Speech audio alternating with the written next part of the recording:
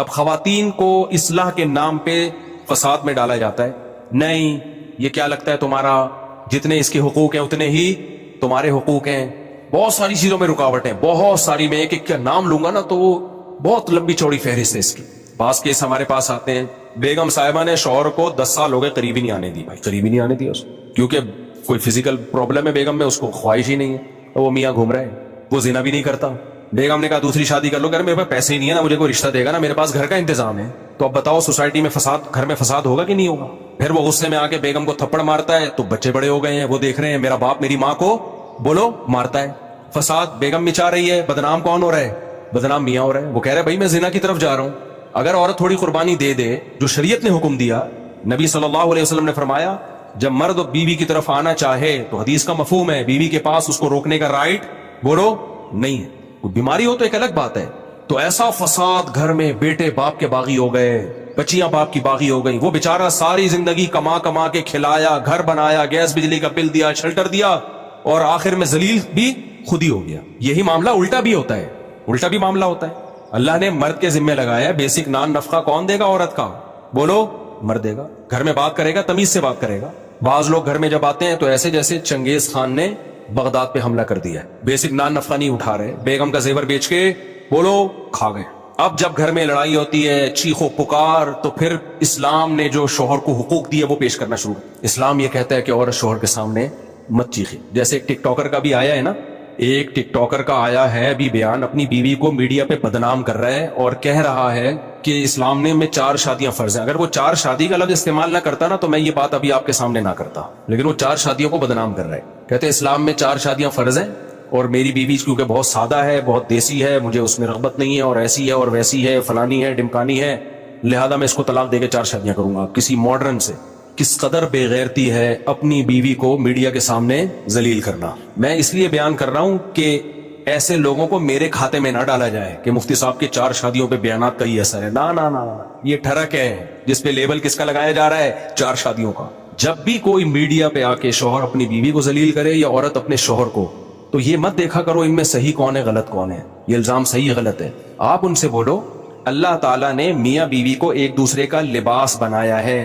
لباس عیوب دکھاتا ہے یا چھپاتا ہے؟ بولتے کیوں نہیں؟ کس قدر بے غیرتی، بے شرمی کی بات ہے. آپ دنیا کے سامنے آ کے اپنی بیوی کو ذلیل کر رہے ہو، دنیا کے سامنے آ کے بتا رہے ہو وہ ایسی ہے وہ ویسی ہے. کوئی شرم نہیں ہے آپ کو؟ اور پھر لیبل آپ لگا رہے ہو اسلام کا کہ اس کو میں چھوڑوں گا اور 4 کروں گا کیونکہ اسلام نے آپ کو اس کی اجازت دی ہے کہ آپ اپنی پردے دار بیوی کو دنیا کے سامنے ذلیل کرو. تو ایسے لوگوں کا بائیکاٹ کرنا چاہیے. اور ماڈرن لڑکیوں سے شادی کا جس کو شوق ہے نا وہ دوستیاں لگا لے، وہ شادی بولو. اسلام جب 4 کی آپ کو ترغیب دیتا ہے تو اسلام میں ترغیب ماڈرن اور بے پردہ لڑکیوں سے شادی کی ہے یا پردے دار سے شادی کی ہے، حیادار سے شادی کی؟ اچھا، جس چیز کو وہ برائی کے طور پر پیش کر رہے ہیں نا میری بیوی میں یہ برائی، وہ اصل میں اچھائی ہے. وہ کیا ہے؟ عورت کا سادہ ہونا تو اچھائی ہے. تو وہ سورہ نور کی آیتیں اب سمجھ میں آئی ہمیں. الطیبات للطیبین والطیبون للطیبات. اللہ کہتے ہیں پاکیزہ مرد پاکیزہ عورتوں کے لیے اور پاکیزہ عورتیں پاکیزہ مردوں کے لیے. والخبیثات للخبیثین والخبیثون للخبیثات. ناپاک مرد ناپاک عورتوں کے لیے اور ناپاک عورتیں ناپاک مردوں کے لیے. بالکل بہترین بات ہو گئی. جس کو سورہ نور کی آیتوں کا مطلب سمجھ میں نہ آتا ہو نا تو اس ٹک ٹاکر کو دیکھ لے، سمجھ میں آ جائے. تو میں ایسا کر رہا تھا کہ بعض دفعہ مرد اپنی بیسک ذمہ داری پوری نہیں کر رہا، پھر جب عورت چیختی ہے چلاتی ہے تو پھر اس کو اسلام کیا کہتا ہے؟ بیوی شوہر کی اطاعت کرے. اگر سردے کا حکم ہوتا تو بیوی کو حکم دیا جاتا. اس سے گھر میں فساد پیدا ہوتا ہے.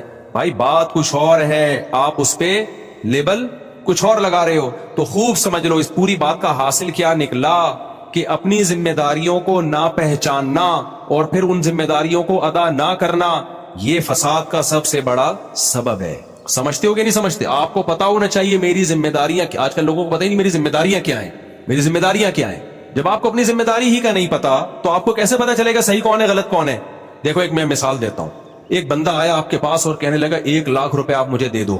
آپ اس کو منع کر دو گے تو کیا یہ ظلم کہلائے گا؟ نہیں کہلائے گا، کیونکہ آپ کو پتا ہے میں کوئی ذمہ دار تھوڑی ہوں اس کو 1 لاکھ روپے دینے کا. لیکن اس نے کوئی پرانی فائل نکالی اور اس نے کہا کہ آپ نے فلاں چیز مجھ سے خریدی تھی اور پیسہ دینے آپ بھول گئے تھے، تو یہ دیکھو اس کا ثبوت ہے، اور اس نے ثابت کر دیا کہ آپ کے ذمہ 1 لاکھ ہیں. اب 1 لاکھ روپے نہ دینا ظلم ہے یا نہیں ہے؟ تو نالج میں آ گیا آپ کے کہ بھائی یہ میری رسپانسبلٹی ہے، یہ میری ذمہ داری ہے، یہ تاوان ہے میرے اوپر. تو گھر میں جب کسی کو پتا ہی نہ ہو کہ میری حدود کتنی ہیں, میری ذمہ داری, مجھ پر جو لائبلٹیز ہیں وہ کیا ہیں اور سامنے والی پر کیا ذمہ داری ہے, تو اس ذمہ داریوں کے تعین کے بغیر کسی گھر میں کبھی سکون آ سکتا ہے؟ بولو نہیں.